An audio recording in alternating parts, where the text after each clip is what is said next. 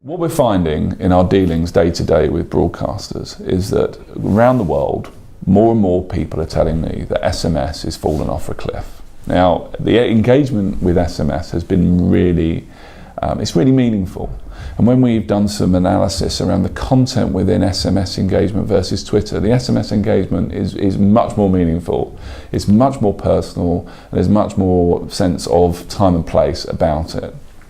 The challenge we have is that nobody wants to particularly use it. The people that do, say for a Radio 2 audience, are highly engaged, but for a Radio 1 audience, 90% of their engagement is Twitter. So therein lies either an opportunity or not, but this is a global phenomenon. In German markets, the broadcasters I talk to there are saying we don't offer SMS as a communication channel. It's too clunky, it's too costly, we need people to run it, it's regulation, it's compliance. So, what my mission or our mission in terms of the media division of IMI now is to make that social channel monetizable potentially, but more meaningful, get better data from it, and ultimately potentially build up a better sort of a loyal following through the data that social media can glean. It's the holy grail, monetizing social. In fact, I was with a commercial broadcaster yesterday and they asked me the same question. It was, look, so what? Twitter's great, okay, yes, people are engaging with us, but so what?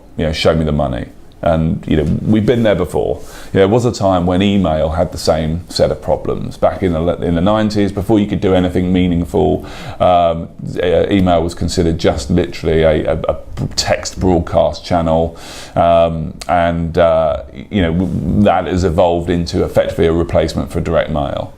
I think ultimately Twitter will become a mechanism to drive revenue through payments. One of the propositions we're putting together at the moment for broadcasters is something we've called Tweet Pay, which is effectively linking a tweet or a promoted tweet to a direct-to-bill mobile payment mechanism. So should you wish to download a piece of content from Now TV or ITV for 99p, episode of Downton, that can be promoted across Twitter but then linked to a direct-to-bill mobile payment using Pay For It or something similar. Well, people like the BBC have a lot of different touch points. So they have news, they have sport, they have music. Within music, they have radio, they have popular music. All of these media channels are touch points for engagement.